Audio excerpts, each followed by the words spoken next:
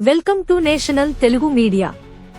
పర్యావరణ పరిరక్షణలో భాగంగా మట్టి వినాయకులను ప్రతిష్ఠించాలి. జిల్లా కలెక్టర్ తేజాస్ నందలాల్ పవార్. సూర్యాపేట వినాయక చవితి సందర్భంగా పర్యావరణ పరిరక్షణకు ప్రతి ఒక్కరూ తమ వంతు కృషి చేయాలని జిల్లా కలెక్టర్ తేజాస్ నందలాల్ పవార్ పిలుపునిచ్చారు. సోమవారం కలెక్టరేట్ సమావేశ మందిరంలో నిర్వహించిన అవగాహన కార్యక్రమంలో కలెక్టర్ పాల్గొని పర్యావరణహిత మట్టి వినాయకుల ప్రచార పోస్టర్ను విడుదల చేశారు. కలెక్టర్ మాట్లాడుతూ, ప్లాస్టర్ ఆఫ్ పారిస్ పాప్ విగ్రహాలు నీటిలో కరగవు. అవి చెరువులు, కుంటలు, నదులు కాలుష్యానికి గురిచేస్తాయి. మట్టి వినాయకులను ప్రతిష్ఠించడం వల్ల పర్యావరణానికి హాని జరగదు. అంతేకాక మన సంప్రదాయాలు కూడా కాపాడబడతాయి అని పేర్కొన్నారు.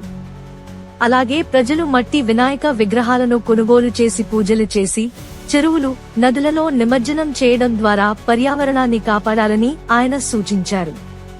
ఈ కార్యక్రమంలో వెనుకబడిన తరగతుల అభివృద్ధి అధికారి Srinivas, DRDA PD VV Apparao, CPO L Kishan, DFO Satish, DEO Ashok, DPO Yadagiri, డాఎస్ పురుషోత్తం రెడ్డి, పర్యావరణ శాస్త్రవేత్త, తెలంగాణ కాలుష్య నియంత్రణ మండలి తదితరులు పాల్గొన్నారు.